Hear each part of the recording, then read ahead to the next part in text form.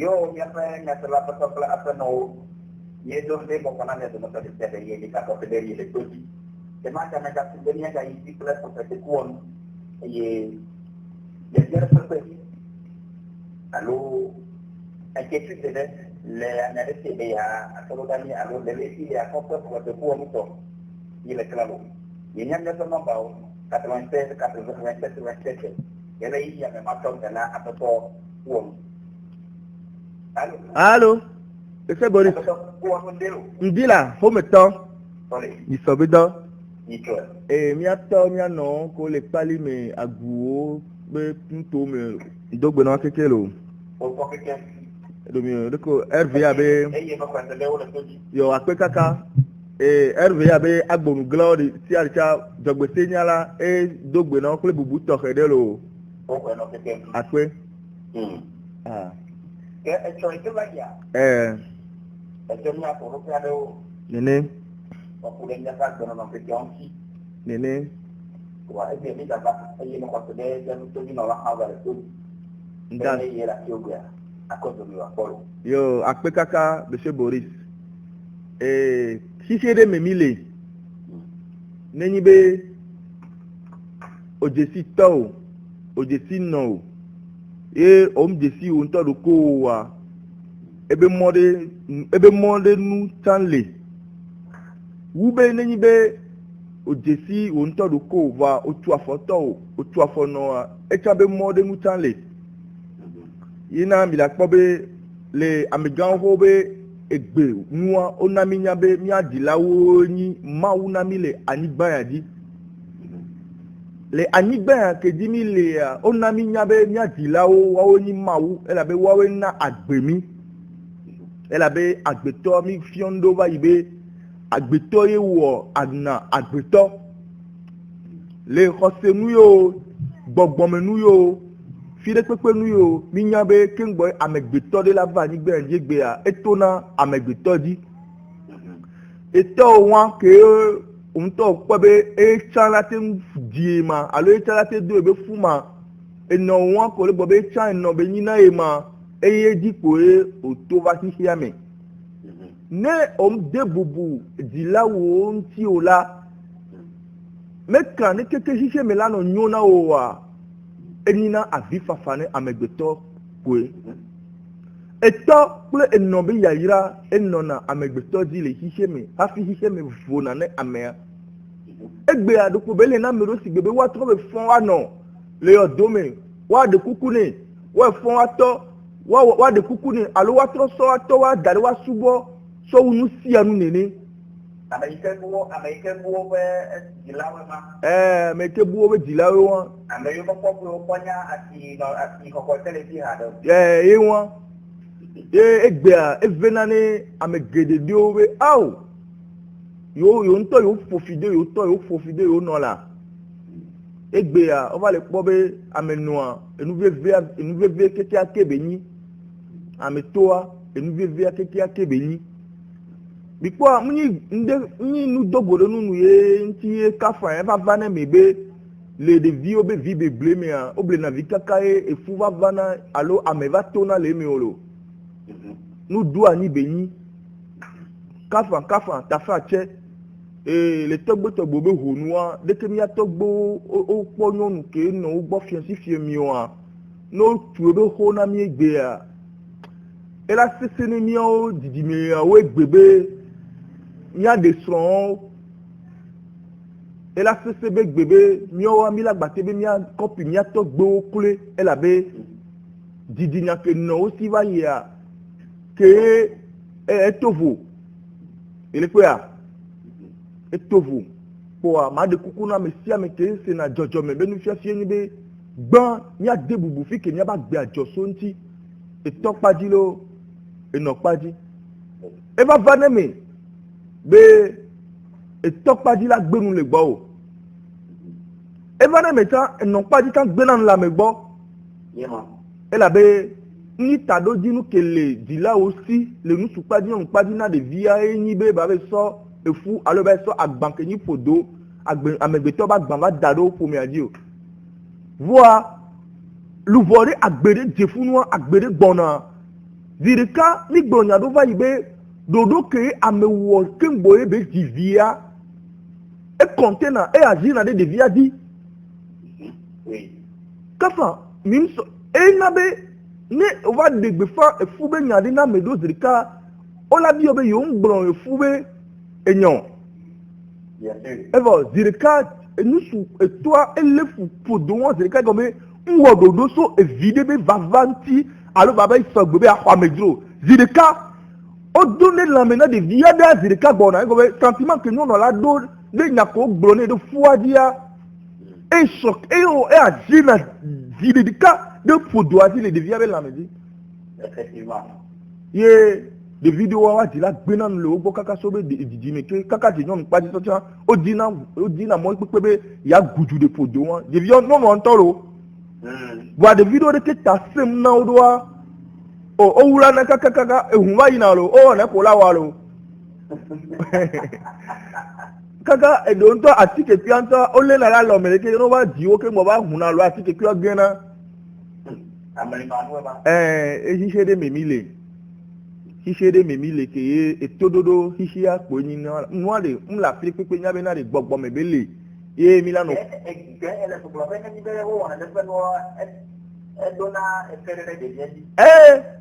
yo asira de via die mi po podo ke etole no le podo abe nyang gbo podo avru na nyere ne efua je nyona si nu so ale so de le meni nyonu abe le kede ya podo avru na nyere de via ta no na dijo popo mebe ti be ele topu no be popolo be gbogbote voilà il est rassuré kakere di le gome etole no be nyang gbo ka etole di dare ko be abe jo ma ze yo fifi o nyonu yo nusu yo mdevo toto no de le funu evo jira no jo nyonu ata podo ata vane ga keme enwa le diga podo agbe je ko nusu a disparu e bouzere ka evo tanti c'est la meke nyonu ale doa le via le khoisere ka fifi are nyame gbogbo are de kenya be didibe nya le do nyame didibe nya egbepo emi le dibe nya po galo egbepo mi le dibe nya po so nya po vi nya dilo voa nusu ke do fois le globe de vie on ma di topo de vie on ma jola se do o ma di de vie on topo donc elle a to mo le pepe dibe ya gbiji fois ne nyonu abe a o ma jeje opo go be etembele Sunday don dudu mene etem blede de alo te dibe ya gbaba no gogo adan dan to alebe podo ma tin va yi agbeto be susu evoa amegbeto ego na va no kantie de vi won be podo alu po nono me enu won va le do modo da kaka tukara le jo kaka so ba ke mo le gbe fa efu abe egbepo a tukara jari opa medo sona enu ya enya kaka so be funti enya babara kaka efu la ba to nono medo me kaka la ba ho 9 mois yo elle va avoir 6 mois, 7 mois, elle va dire prématuré, elle va dépasser 9 mois. Ne enyal fou anti kaka de vie on va dire be hihe me et agir dans des vies de ba de mes filles.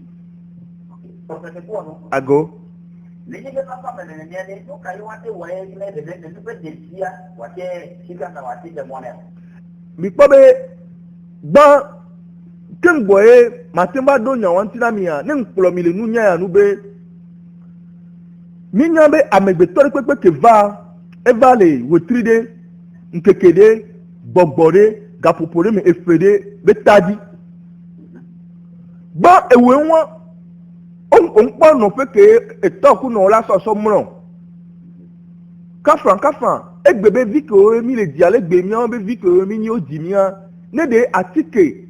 alo nkum no mi anti wa nyan to mi ten geva ivoho il est mes vivia. C'est si on va sortir de via sortir condition que mon va sortir de via didoua. On permet de via be et nous que be zonku do lebe we trime alo we tri que dit be yaba no tutu bani noa. On permet be de via la helene ne be heme. Merci. Funu me kafa ebe dilade alomenu le la medesio. Mte va nya homo mte va sukulu mte va ko kafa mi nya gbebe. Uni school pola yi. Dope gong pour la no ken gbela pa do nue alors pa do la no du nue olo il est semia voa zerika enya ke va so ape didi on se gombe on wo dodo so ape didi on ti o voilà si be nya tepe to na school yo de o et donc papa me yo deo voa pour de mi antenne avec vivre blentia mi ve wo nde ke yin nu ke mi po so gbe wa ne dila de mu la gbe na mi ala mi gan ho le mi la fu asi akobe ya ho nu ya do akoni ati panko nu na wo wa evo agbambu to pa agbara ya dudu nu c'est ça school mu le mi na wo o ve so fu so fo e fu fo ya de ba ni na wa ba ameke to fo na e sil alo bo fo de kabe fu o ve fo donc non to be pare ke gbe adi dabe no ro po anya zi kabe o gbona be ma we se na mi apata nu ga ke anu nya elo ti jeje elo kafran e gba mekele moto le bi o ncha e se na nde be valo ke ngbo lo ameke e gbe kafran nya da ba to su dono ti ko me cha e cha se na nde lo voa agbe ape nono le si jeje pele gome sese nu la eye wone be mi ma va sonia ko va de dolele ava da ya dudu blibo me olo egba me lo le regretter be ve ntobe hare nsu yanti egbe ba gbele deke egbe ve ntobe hare nyonu yanti ogbe na edopo ve ntopwa egbe na egbe nu le to alo egbe le no gbo egbe ku no ma pa tv go be ye no alo to to na ebe ne nsu ya po la de ya ke won ne sinye ho ma na ebe egbe evi voa ewe nwa chacha ko me wole ame abe jimia mbe nyin ke tubele ji o voa ezu be aya so fun kume na wa ke ba pom se bele ji avoa ela do roda e won pata e bale wo dole wo tiri oje gome ko va on po nya wo tiri na nya foko la so zeri ko wa hi ya me pole fun mo la wona di pede nu so ma wude gbo amesia me ke egbele bi o e to sunu wo do nu a e ta jode pon lide di elo ga kelo ní la nyua amegboko be sona ne pon nígbà náà nu tia ní la nyua la so gbo o ne pon nígbà náà agbogbo nyenye alo vitukui tocha ne vitukui tocha la so asi o cha e gba so gbo o lo enu ati mi kona gbejibe le church kwa me cha o gbona ndebe kwese no kwese ya o la de afode le kafa le sensen vodu va pa di cha o la bo ne kwese no kwese o la de afode si o gbọ́ bá pònà púnú ọbẹ̀ nílá nyúwa kọ̀sẹ̀ kò zán bẹ́ẹ̀ ní wò la pọ̀ vùwà ní bá fẹ́ mẹ́bẹ́ òlè zán kọ̀sẹ̀ àbọ̀ ọmọ lè pọ́ mú kò lè di o wa àkpọ́ bẹ́ tọ̀wọ̀ àwọn ètò kọ̀sẹ̀ bẹ́ akpadi náà o ètò ètò ọ̀bẹ bẹ́ wọ̀wọ́ so wò ń tọ́ dòkó o ń tí so èdòdó kè é wò ń tọ́ òwò so àpá gbè o ń tí dọ́n níbi ikú àgbè àtìgbè bẹ́ amẹnu fẹ́fẹ́ bẹ́ẹ̀ níbẹ̀ yín yàrá de laba sọ àfide gbọ̀gbọ̀ de laba sọ àfide mọ́wú laba wọ̀ náà yóò kòkòkò rẹ̀ mi sọ àlọ́ do àtàmẹ́yà káfra etan ebe nu wo na melo ade kuku na me sia me jojo me be nu muni magic be nu be yin o muni magic be nu be yin be ne ogbagble asi kafa nwoya asi ko gble na o minya be amede o le o be pon li me alo le o be gbesi role ko dava jouer le hihi me a wo chon le nini wo amebe nu mo na msisi na o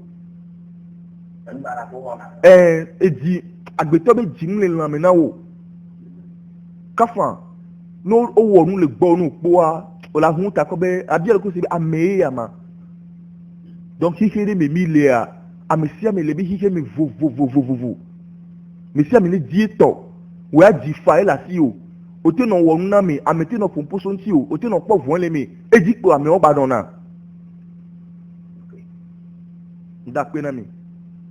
yo por lo que como que na me de video kata so me ne fai yo me pare ma ba go be o te ke yura a te la que no dire pas nene voire te peut ka be ja ji fifi o 4 francs egbe a lemi so nyabe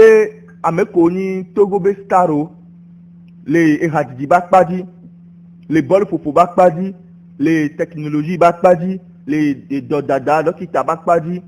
kí ó tún ní àmì gánwé gbé ní yọ abẹ́ ńkọ́pọ̀ ní abẹ́ tógó yóò sọ bùbùlé náà wọ́n tán àyàdùnví tọ́ntọ́ntọ́ntọ́ntọ́ntọ́ nílò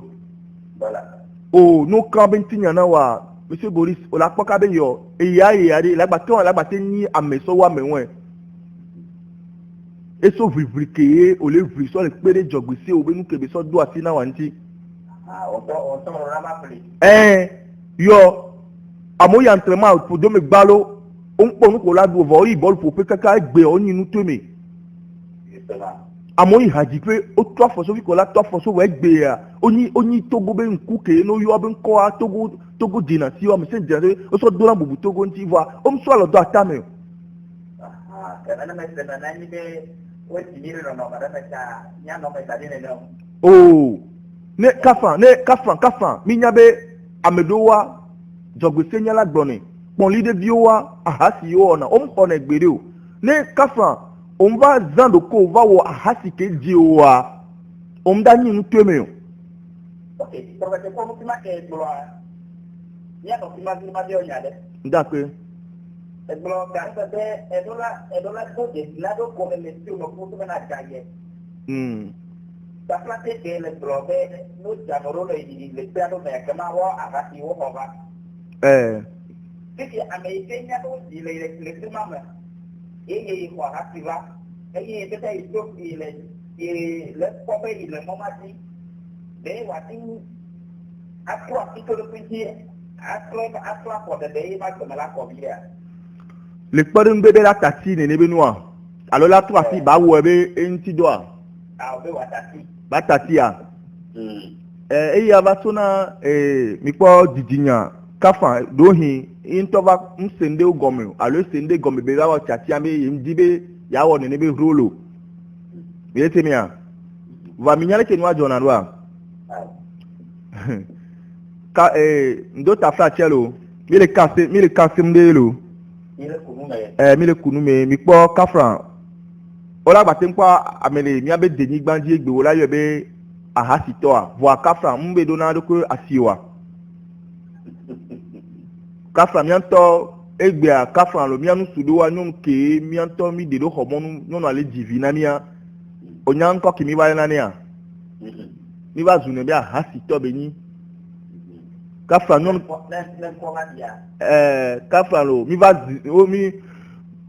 ba zuna nyon ko le divina mia be nyono wa hasi to yoni gbevu yoni hasi to yoni kafra lo fifia ya mela gbobo e ba hasi apo elewo o ba ko ba dogo yi voilà o ko bibia ilon be yin ahasi to na wo kele funu wa o mte le gbo ya de kenu wa donc ani bo le gbon hasi be nyabo jina mere monsieur Boris bo de ti pon li ya dona me do ade o te ba le do ko be ma gba te ndi sofan o te va le doko sigbe ba va na me bo la le doko sigbe be de ko no va tro jimi alo va la do afia wo nto la va chati ame nu e ma gba we wa opportunité de la va zen la video wa wo nto la gbe nu ya pepe wa gake ya we o ya juste be le pe ba de ke nto e ba la wo nu nto do wa e pe le gbe ba ne va do afia de cha sigbe wo ti lo baba sueme alo gapopo do ndo baba se me chande la baba ze flick wa fifi o la va ko be la no no à l'aise le ni be nu ami so wu ne yim le woni ne be no e privé de ko be ya no nsu le gbo fifi ya ne wa no nsu agbo be ya so jinu su anua ne oyi setebe fe chupe ntata nsu anu ogbo anu so la ba no so ni obe wonde fifi anu ke la no pousser o kakaye o la to wa do domaine wo nto me na ba no à l'aise nto azon anu indépendant nto aye be mo gbona ya lo ko o va le wo susu be ya no tene ne be no alo ya wo nunwe na meke ya wo fidélité ne ya asime yo kaka la gbo anu so la no santi ti bebe o ve wo le pela dila dalo nti o voilà sigbe man do confiance de dio voilà c'est ma konya ko ko na sigbe parce que enu ado la no wo be do kaka be ola wo nu wo pe kwa sigbe kaka no ba sigbe nu ko mu wo so fe la no suso ne obe enu wo yo wo kwa ola no suso ne obe donc enu wo la va no pousser o kaka fi wala va décider nto be nya be ye pas gbebe nya pe kamede pepe o ke duro ye ntoa ye la wo e va ko le ni ne amelia gbo le fi amekele onu an to sam ni be de bubu nti wolo e bo la va décider be ne le kai le bo wan enyo na so be e so ame la be nkele o de ke ma e bo no du egba 3 jours no gbo ara no à l'aise na me fi buta gbadu mo no yara no à l'aise yes nkele bo ngome ya merci ke o ba le mo gogo ke ende kokoko ne mbe ni mo ni to kwa enu de kokoko da ba tutu kaka o la trova je modi jojo mi ayi la sibi enu alele de bi na de o ma ti vivi ni me na mi egbe be didi na be enu ya mu yoro ngba we oro fo akafa enu ya me won le wo to akole po tue viodi kafa onyabe amedoko oni fiafiwa nenye kudo mi po ne ba me won egbe hun ko ku vale ya alo me ko le protéger wa nenye ko mi po ore mi la mra ila ni gba na o la to mi adi ba ya ola amoni fiafi gan hihe me be fiafi ke latin fi France latin fi ejubu ke be gake no po ga la fi la so do jubu me ke la mane tuenvio la pratique ni pharmacie la pratique ni condio la ple machine ni condio wa e ga won ta mo anpo no to no be e fi e gake be fi ga e fi me gabe ni le mane ni ola te ka de dia o ma te ka de dio no to no be ameya nyonu ya no felo et to ku président ya que les États-Unis et toi tout de ministre il y a que le Congo alors Germany ça dit ah c'est professionnel y benia voilà et ameni PD voir PD qui benia et do kaka et do galé bébé PD beni voir qui y a et s'investir do et ni a orphelinat que penale orphelinat be projet ko pata en Afrique il y a et investir na ga voilà le ope chocho me wa mi le semia donc enu gbegble ni na nu enu gbegble ni na nu kafa ne ibo le nono me de me fifi to bo be ambe o pere mi anti lo wa o va bien si be amete tro na yo emili wa fika e gaso ganti kwa e joka be wono o la wono bia nya wa kemra ho galo et c'est Boris et gare et nous boubeni donc ambeto ke mi le pole hiche me ya kafran et nous yela me gbeto be jimi anigban ke mi ya me do to mi le sia et nous do nyon do ko mi ya me do to onya et nous do ko mi ya me de to anigba yo nyon o ke sino nu yo ame ajagbagba kaka ho ebe nye to so imavo ne enuom lebe didi menu alo jojo menu ma we kaka baba yi dope won donc o dynamicia me kodo nuaye va ne be o sra do atamia o mda te ma nya mo na tebe mo di kaka la arriver voilà donc ne be egbe e na me do sebe ka fambe o ma hasi ko la o ma wa hasi na ko na o ma toku nusu ne nku me ba ko a akọ̀vídà ní kò lè wọ̀ ọ̀dọ̀ kó pẹ́ kó gbàgbé kò dìídá àhásí ó lè wọ̀ wọ́n èfìyàn dé ọmọ àfihàn mímú náà ti fìfì ó dé ọ̀làfíà mìíràn náà nyẹ́bẹ̀ kí èyí fìfì gbé fìfì yẹn tódótọ́ mìíràn ègbé akínyìndé sèǹdé kẹ́yàn dé ènyàn kan wòlò vuwari jìjìmẹ̀káyé làásì o jọjọmẹ̀kẹ́ làásì o àgbèrè lè mẹ́ o kókókókókó mìíràn sẹ́lò ngbulo nyame yi sɔrɔ Jérémie 44 me be nyabodi la yire nyaba le tona dukɔ be na de mawu tona ye be no tati le wa be trɔn subɔ di fo fia du pe be nyɔnu la reine du ciel ni ti be ne wa subɔ ye ho wa ke nyi ye ve ko gbɔna dukɔ le do ti be ke yo se be gbesa no ke yo wɔ na yo kpɔna ti fa fa le me ya ke yo tati ne be noa adowame dɔlele fipode egbafo na yo ẹjọ́ bí àmì ọ́ kò lè o bẹ jọ sópé ó lè o bẹ jọjọ méjì nyanya wa ẹnu náà mú hìàn náà o kí n gbọ́ òjàmbá sọ̀rọ̀ kó nà ilé tèpé de kárí òun tó pẹ́ kó nù àgbò sẹ́ o parisẹ́ gbé ẹ bẹ̀rẹ̀ náà wẹ̀ ọ̀lànà examiner situation de vie o ẹ̀wọ̀n ní àmì ìdí pépé bẹ́ tíátíá bẹ́ sáǹkì ilé ṣíṣí àmì àmì sèlè bẹ́ kèlè ṣíṣí àmì sáyé vò gàlẹ́ sí fíkè dúró yẹ yìí náà nù kèbí àwọ̀ ẹ̀wọ̀ náà voyez gbèké va le tépé de câble va d'autres considérer mais et nous tout na yegbe enyawo le nini bi le semia donc nous kaye me o le alo no me ka me o le sai hike me nyuna na o va dede si agbe o mebe hike me vona na so egbeke o va le no me amegbe o do la nye me piare ye o di do ko tu wa o la nyam ke le gbono wala se ke le gbono agome ile semi ari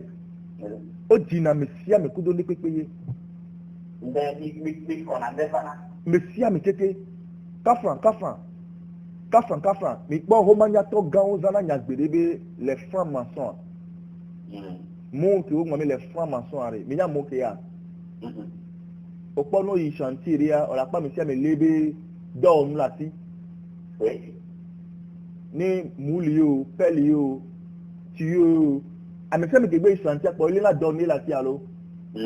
nene ke amesia me ke va gbe ya mea ele dɔwɔnu la si ke dava tu xɔ de lava réparer yo na be les maçons xɔtulawo les francs maçons a de nyagbe alo ame côté nyanu sese be gɔme sese la se gɔme be amesia me le dɔwɔnu de la si dava wɔ dɔ de sisi adɔ kaye wɔnu kaye ole la si o mawu alo ese ke bi yɔna be mawua ele nyi ese makpɔ la loi enyi mawu ke mi gbɔna bẹ́ẹ̀ni ọ̀la kpọ́ máa wú pàṣọ ní èsè dípò ọ̀la kpọ́ máa wú gọ̀mẹ̀dó pé ní yàn eye yà fífi yà àmèsí àmì kékeré va gbogbo nu yà mí o ndé lè tọ́ ọ̀bẹ ńlá mi ndé lè nà ọ̀bẹ ńlá mi bẹ́ẹ̀ sọ́ dó ńlá mi nù fi ẹnu fè wọ́n va wọ̀ dọ́ va tó zùn ní kázọ́ fífi yà látọ́ va nà nùbú donc ẹ̀yin náà bí gbọ̀nà bẹ́ àmẹ̀gbẹ̀tọ́ ní jèsì ẹ̀rọ pé àbáyé dọ́tà sí kéye èsè sọ́ ní yà káfà ní àjèdàdà yé èsè sọ́ náà wà dé lebeni ne adele mo de sia de kela ni mo eni jojo me be moji ele semea nu ke seso na wa ne gbegble yo bara yo nyeto aponi be nye ne awo ebe nti do na se gomi nu ke ntie o to ni wa be aje o labada nye na nya be nu ke seso na be wea ejube do yo lawo wea amode sọ̀rọ̀ pọ́lò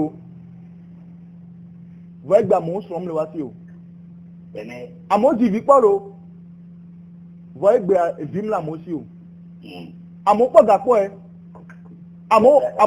àmọ́ ọ̀dọ́ pọ̀ ẹ àmọ́ odò àyígbọ́n pọ̀ odò àkóró odò mú iye mi nínú pọ̀ ẹ wọ́n gbà rẹ ó lábàtí tó náà wà mí lẹ́nu ní kíkẹ́ ọmọ ọ̀dọ́ pọ̀ orí wọ́n gbà ìjọ́ lọ́wọ́ sí ẹ àmọ́ jìbì pọ̀ rẹ̀ wẹ́ kò rọ́bọ́dọ́ wọ́n sì sí ni ọba jìbì yẹ àgbẹ̀tọ́ ní jìbì rẹ̀ pé àmẹ́dẹ́ pípé ń wọ̀ nínú mi o àmẹ́sí àmẹ́lẹ́ dọ́ ní láti má gbé yàrá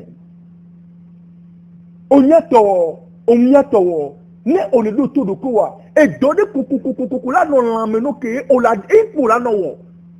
tí a náà wò pé ní ìwù ẹ̀ pọ̀kùn wọn ẹ̀dì nàbí náà yà ọ̀là yẹn ní òpó ní ìwù ẹ̀ kọtíya éèdè nà fi náà ya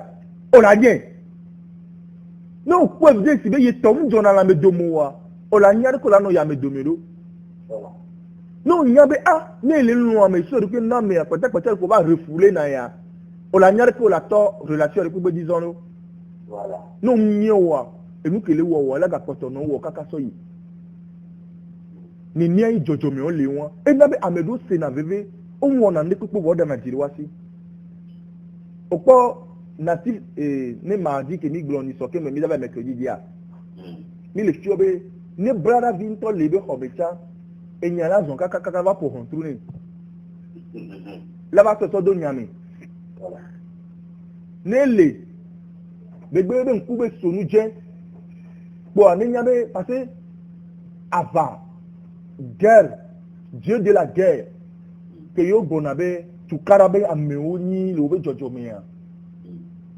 adeŋua ebe lewo le wobe fɛtome fifia planète ŋua ne wobe dzi ame ɖe le nene be wotri dzi ya ebe gbe ma nɔ dzametɔ dzi o ena be nuwo ŋutɔ be ahɛn dodoa wonɔna le ka voa nugbala le ka tsã no yi ame dome ya enya ɖe kokokoko va yina nya va bana wo mais si nene be le wobe dzɔdzɔme wa donc ako nya nene ya o la nya be kele nene ya de ne ke yi o la nɔ hɛn o be nya do sisan nu kela nɔ na be ne nya le la gbaba tu o ma gba nɔ nɔ adi ba nɔ nɔnu kabakaba wa eyi na be wo ŋutɔa o la nɔ kpɔ egbɔ be enu kela nyi enu dze le wo be ŋku ŋgba nɔ kpɔ enu le kpɔ kpɔ adan la gba nɔ dze adan dzi na wo ele si be ke kafra o to na mi be ne o kplɔ nyi va le yie enyire kpɔ be ame ɖe do awu dzɛ le ame ɖe ŋutia enyadina la wɔ atã la tso azu ame wɔa ebe enya ɖewo nyi va aheme ɖe le ŋuti nene ba mɔ no yi nu wò ƒe nu gble nu wa o ŋu na lo ɖokɔ me o ne wo gble nu ne ʋu ko wa ke ŋgɔ wo dzidzi ne me wo nya be etsa wo gble nu nene wo nɔna fia ɖe wa. Yo professeur Kouano. Ago. Ni la pedra pour le nome de ne mia na ne tutti la novania. Ne mi da ne reti be io professeur Kouano la stato 2. Ti mangi le 90, 83, 11, 84. 90, 83, 11, 84. Alors 90, 90 encore, 45, 12. 90, 90, 45, 12. Vous gagnez 99, 46, 05, 47. 99, 46, 05, 47. Io come sono una cosa buona, che ne deve vedere che la meriti le stato 2. A te io mi devo fare radio per non passi. 96, 80, 27, 27. Qua mi ha fatto, viene. Professeur Kouano le Professeur Kouano le kamen. Ok, c'est ma amiga toi bon ma. D'accord. Monsieur Boris. Opo. Ne o tono bo ni so alo so fia me Kenya fi afito die igbo la ti so alo fia. Ao. Ma ngel. Ha pare di je ko ti o. No la. Ne tawa. Ya te di la po. D'accord. No bo o wa bo ni so alo so to ame Kenya aha si to diare. Ba te ni. Ya wa. Ah, me ne dan tawa ni. Fifia obe nyɔnu ke do nusu ame eve ewo la yɛ be ŋkɔ ahasita ndakpe nyɔnu gatɔ ke do ga egbe la te ŋu kpe ɖe togo ŋuti obe nusu ame eve le si nusu ame etɔ̃ le si aɖeke la yɛ ɖo ahasitɔ enyagbe gã ɖe ne nɔnɔ nume na mi be ame ya o fiafi gã ɖe be nyi lo ame ya o le si bien ne o ame ya pede o amewo da izo zoma vɔ me o amewo be dɔn ko le wɔna si tia kpe me o le dum le. O mi gba do ni ka de mi le bi o mi est ce que mi nya ta be o le dua. Mi ko ame na mi. Oui, papa, le ko mi fona ya. Beaucoup de gens qui sont dans les femmes. Ah, ok, à ça, tu comprends comment vous pouvez. Ah, beaucoup de.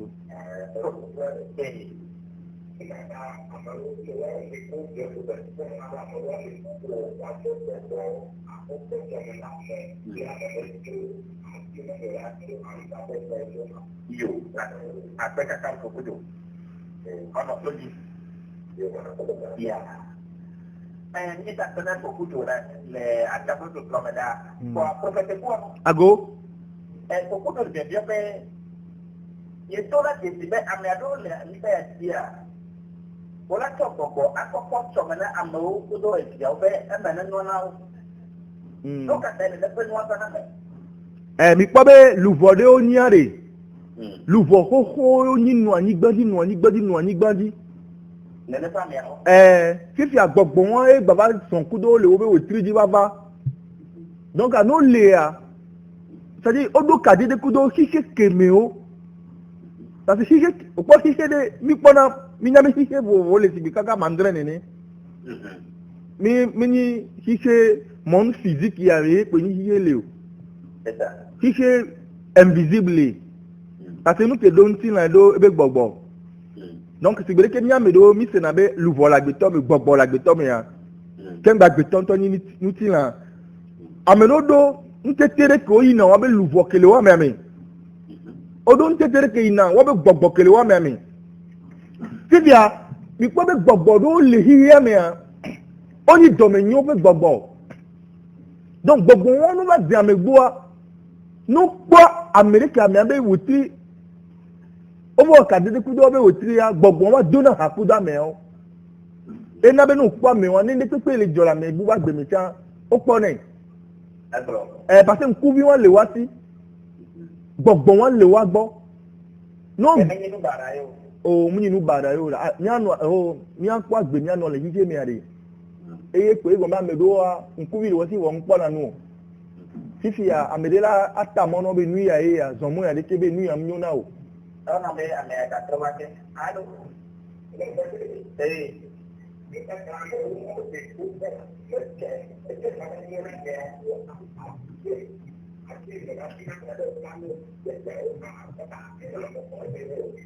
Tapi amniaro ila ati chomina medo.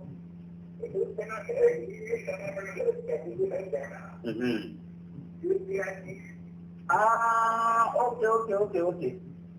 Yo, betul. Ni aku buat untuk lo bedi. Anda doli. Lagi mau opo. Opo yang ni dengan nona le no di bona noa. Bola tinggi. Bola opo. Ben kata itu apa nama dia? Mi pare. No ni sia victoire. No o va sala gbogbo me be do la sala no fi amoe. No ni Dominic Fatoa no so wale odo kakale o ma o be docha o la no le Dominic no be modifa. Bi pa ke fo fa le bi anyare. O pa no kuma agbede gbo ni ata ngo ni emo wa lo ata na agbede ape o yan ke be gbona. E gba mo apa wa mnu. Be no wa doli. Alo no to be le fi la te bo ma te pro yo be de le si asa no. Ti a question asa no akebe de to adare ni am bu babala to so cha sane. Parce que amere to be de dare be so sanu nto cha voilà diare va to de joie go virare agbe to be ejikela si o so le odoare de na no fiana donc ejikela mi atia ye be so le wo gbogbo me doa okay idi ame adoya me be de le pa me yi wo boka ti o ko be yona yi ho yona me le mo di bora ne ukwabenare monsieur Boris ukwabenare sibe ni yake mate de mina kwa mglonya gbogbo to abayi be ejikela me asala mi ki ame anyi kengbe so le wo be gbogbo me be doa ni fi asime nya kengbo e gbogbo ba le gbo alo be ba di gbogbo wa ela so fi amowe ne ajoda su be nya apatete fi afire nya no va ni osonde la si ela fi ne sika o so ba ni fi ela doli ni o magba nya be mi sika yon ele senjere gbon si bebe jojo me kela me asiare ni ne benu fifi a fi afien ya wo senjere gbon ele se jata ke va do ale di me merci la vuvu ele pastor padi ele huno padi ele gbogbo me ba padi vuvu egbale kafran lo gari mo la ngwa tike ido no le kondi o la player ma tike akekola zana o c'est ça ola te ngwa buya ma ton wa me ton pola ola dono le nti donc kafran ejikila mekele o do asia nana be ezana gbogbo wọn so fina mo ete npa bo so anigba ne be ne ta na fifi enya ma anigba wa 9 lo ebe ni donc e taper no cap qui te voir si lo be va so le non o se mi asigbe nki ame anya nuke adenkele mi a ne fi afian no vale o vale do gbele gbela fian ko vela te o do anu ya lo vela la fian enu wana na be amedo nyi nu po na nu wa ne amedo ba yiwa gbo o fi na ame obe nyuna le wonti wo nya no la kenya do o po be no o le ṣiṣẹ́ mi à náà dógbèrà ní olè jàmìlẹ díà lẹkọọ olè àbẹjì ní bá méjì olè tèmi à ìyàwó sẹkẹlẹ gbọn ọ̀nà àti pèlémọ̀ náà mi ti àmì ẹ̀la pé sọmọ ẹ̀ sàbọ̀ ẹ̀lábẹ̀ zèrè ló pé asọ́nu tiẹ̀ ló pé bó fòye ó fi mọ̀ náà yìí àkọ́lẹ̀ ní bá méjì ó bẹ jẹ donc ẹ̀la fi hàn pé ó pa mi ó pàdánù lò ó pàdánù ní nbọ pàdánù ó bẹ àmọ́ orí tó kànáà fún wana ebe ola ku esoba fi do etiremi la so tchon la nyigba no ye comme ko le dia apo ya pa te ko agbo alo ni la ti o fa ba ole se mi a Sigbe okpo côté négatif la mesia meme okpo ne me magbon ma yo jora fi den gbon ya ameko nya ni be nuwa no kpo jora bi rono jai na o ena me mi gbo be ndole abo on mi la gbon won gbon ne keke era ma gbon nde na amedo nti wo kpo be ko me egbe a ame be susu le hun le nya nu on gba le bla mo fifi kaka wa fifi ameko o jagbe ago me gbon na yo le blele modo nu donc la tin po nu anu wa ne o mu be nyon le do ko me wa afin qu'on la canon 1000 francs, là tu veux canon 15 000 francs. Voilà. Il est bien. Et soit monsieur nous que do allo dès que be so le web et do do egbo. Donc à nous pour la do le amedo le a. 4 francs, elle est me la te 2 millions la sofi be ya organo. Ouais comme tu as fini et la blorin ti la so gawan so jouer quoi. Donc à mon gbe nyon le wodo komi po ola po be nu wuli won magba na joro waju ba ke nu le wa gbeto nu le wa gbeto 4 francs ngbara opo ne amedo financier o le di crédit fi o so portable na be ile wonu yam le yo ni po na da nu tutu ma to ko na bo la po gatele compte di na alo crédit wa di la po donc on a fini les meetings on a encore tortiano ne gba nti mo ni toso na to la be yo be ka rete numéro na o blue nti be code secret ka be na o ngwa nyo na de pa ke poka ke compte di na e la fin tembo la so pote wa so da we no la nu ke bla nu ni ba me do le won donc ana me afin na fin ke ngba be lo dokita do o pastor do o hun do be lo o tela yo e la fi amo e na la so vo itela gbo la wa ja vo ma po tela la bo mso vo la la bo we ya yo so vo la donc agbe ale ni ya otemia nene ke olate si ke mi to mi ma yi pataji o otemia yo ye pa pero ya to ya se lo le to ye ne yo ye regalo si sa de que ya to awea wate ma yo mi pa le 96 80 27 27 et 10 quoi yo ka ta mi anare mi no to men opo apabi gangan ko la kumia nuka yo duno ahora vivo el andanga ko la fe me are ngo duno aha opo de la loi de la jungle aha odora français gagnere mais que morisa lo fila ça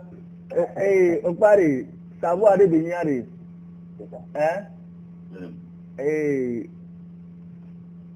no tono be amea keni gato gan ni obe die be pono wuli do enyi gale gomini a no gbe na la ti kare ya ni agbale won ndi obe ni langana na ko la fu me nko du na mo do ntina ya ndi obe ni afemere odo ntina ogba ka wa do français gbere ti ambale bi o realite be no ba me wa yawo ni wa be ndudu ati kaji mo be ma ti kare ji o sisi ale ni ne ko be le won to o se mi a ni no bi ni ya atin kudo mi ne fi ke nu nya o alo jijiyan wa do te pe won re yo la ba nya be yo ni ndudu na jukwa o le se mi a kafan oke gba enu anti na mere mato ni adi mato enya ko gbadi na mere be kafan boju ye vona gbogbore e vona mi pada mi ave na re ave am nyan ton ke doji wele o agbeto se nu boju lo agbeto se nu ma o ke nyan to mi dan college be o di fo pra di gban lo ne omvona ne nuko yo na be amegbeto a kike me la do vivitido jo bese nyala ile pompo jo me no fiala ile pompo be amesi me vona ne amegbeto amesi me nya amegbeto amesi me nya edokiola kike me do na vivitido agbeto senu popo agbeto senu voju agbeto senu nu sia le yi me ne òkú àfòlè ló kó mi ó tàbí ló kó mi gbọ̀gbọ̀dé lọ kó dóyà àgbẹ̀tọ́ la gbélé mi yíyé omi ni amẹ́kọ̀ọ́dá wòlò káfíà vòdúró lè nyàbẹ́ fún èdè sí wa gàkẹ́yà ọmọ pọ́nkọ́ lè vòdú adí àgbẹ̀tọ́ la vọ́n náà lò ne prophète edem kú wọnú alo jọ̀gbèsè nyala kó gbọ́nà mi mange du destin lè gbọ́nà àgbẹ̀tọ́ mi ní jèsí ló kó mi sọ dó vi bèbè mi Vous avez bagboyé le découdé. Vous d'ici de co, vous voyez, Maoula Maouenaï. Ne mi nyam Kenya bitoa. Que mi nyam ya roku wa mi matin nyam Kenya bito. Amado et nous beaucoup minanya. Et n'y avait nyajo.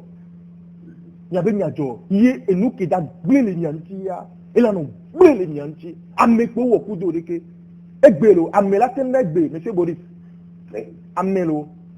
On a même les de la scène de bébé, il y a une radio RVA les jouer à moi. On a mis la scène de bébé, il y a une la sport la nuit à dire. Amela même le. Mawia. Bogoya. Amela gobe monsieur Bedia à fond by radio encore. Mawia. Bogoya. Va même à woni ni so patatoa. Ne ma ugbo enre abela to awa dere vane atunu ameka do monsieur Boris agbetoni sisiro kelo mi le poki si ade ke mi nyabe mi o gbole polo sisi olo onyabe na America de gbegbe America pepe o de gbe so kaka juko fofo gbo e juko akeke wona nene ya nye gbebe na de ma wo de pem la firi pepe gbogbo de pem la firi pepe dom sewu amegbeto jogbese nyala le gbun nemi dia mi sanya be kesinu nu mi sanya be hige me be nu ya be jinu nya ya be amekoni hige ya be amekwe tin de gbebe ewo ma gba no Togo ma gba pa pe kraso de pepe le Togo ye ne olawo reji o ma reji o wa bi la poda kema amegbeto to yipelu wona mele bukuro be amegbeto pepe menye be nu wona me ola monsieur Boris okay para mia ko fufu ya tembo alo papa papa tu do trova pero tú ele lo ven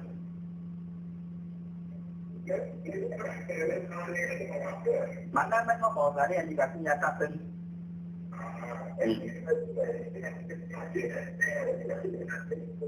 oke yo apa kata yo apa kata ya oke niato ada tahu betika ele ok donc je savais yenya mambao que on pas true call de les portables nizia que les yo nkwa s'afficher be fokujo ok que me bela va yo le radio yo ko na numéro ni kwa yo zerika de fille nyindi ma sœur ok fokujo daka o ko mamba wara monsieur Boris oui amegbeto ni sisi abe kulola lo amegbeto ni sisi abe kulola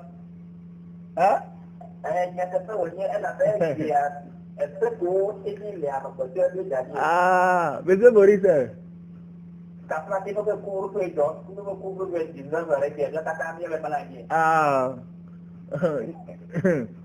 nisamji obe onyabe otuna ju aba gboma nya ganene ko tuna Togo ba gboma mi be o nya ga ko ganene ko mo hune ma mi be o si dia mi ba le bi obe akoke mi mi le ko ha ko ma le mi ante me wa ko mi ga to bonene mi tune ma mi ye nam si dia won to do la tu hon tro ke ngba la yi do ko me na mra nya re ganene mo tuna hon tro jona ma no la fon ale ganene mo huna hon tro ke ngba wa fon na ma o gba je si ya le a beta agbeto ni si ya la no vi o mi nya nyare enyi dem ko nu nyim da conseiller amere pipe voju gbogbo oro wa ma conseiller ame agbeto le je serogwe ba se pipe be je serogwe le are e da ba no nyam keji gbogbo e da ba nyam keji vojua da se enu ke da de gbele gbogbo a enyi wo agbeto a enu ke da de gbele vojua enyi wo agbeto a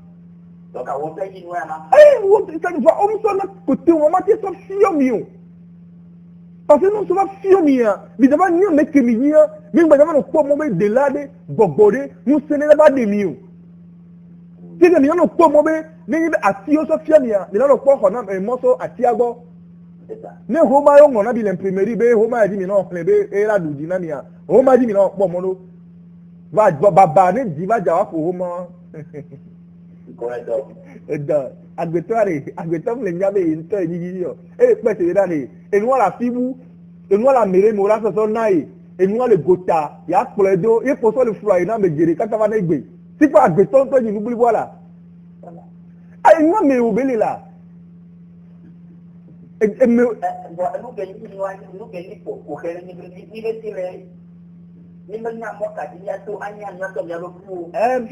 minani wewa fia mi et donc mi le diam le wa mi wa ebe mi le posile mi anti wa mi le mi te mi anti wa anigba di mi angbore ki mi la anigba di mi le don ka di mi kwa mi le ta anigba ki di mi la gomo atike la côté na mi le deje si o tokele mi agbo kele na mi ndudu afeke mi agbo le na mi ndudu mi le kwa gbeleti na me nu gbogbo to le anigba mi to le na mi ndudu bu mi le duwa mi le sẹ́yìn ẹ̀mí sùsùn mi lè yàn lè pọ̀ ní níbi níwà nígbà tí ìbùbọ̀ yà mí lé lábàá sí lábàá sí ẹ̀mí mi wẹ́rẹ́ bá náà propose mi bú kémi ń pọ́pọ́ mi jábá pọ́ tíáná mi bẹ́ kúrò ní mi ayé à èmi jábá kúrò alẹ́ bá ń gbọ̀nà bí mi àtọ́ yàn lóko mi bẹ́ ìjà títẹ́ jà mí lé lápò ń púpọ̀ à édùn ní sàmàlà bó bẹ́ yéṣu é bẹ́tẹ̀ bẹ́ fọ́dún màkàrà bó bẹ́ yéṣu é gbani ń kéde ó sọ fún wa zòdì bu wa ń dá fọ́n sẹ́sẹ́ lé wa nìyẹn lẹ́kẹ́ mi àtọ́ mi di ìlú àná níbi lánàá lókè mi gbé mi má hùn kú bí wa rè ọlọ́run sọ ń bó nà fíọ́ mi ọlọ́run òun náà pèsèntè ní bó náà mi ena ne nkpɔndo egbe olè kìíní la hùn kúbi náà mẹ́wọ́ látó náà mẹ́wọ́ bí náà de mi yàn káfà híṣẹ́ mi bẹ́ support olè ní ilé sẹ́ni à gbọ̀gbọ̀ mi bẹ́ nu olè látó wọ̀ náà mi bẹ́ẹ̀ mi ní ọ̀rẹ́ tí wá support yín mi níbi nu nínú réalité ní tọ́tọ́ bẹ́ yín o sigi ní solution àti ní kò dùntí à ń tọ́tọ́ kì í wọ́n látọ́ fíà jù káwọ́ wá de èyí wọ̀ la.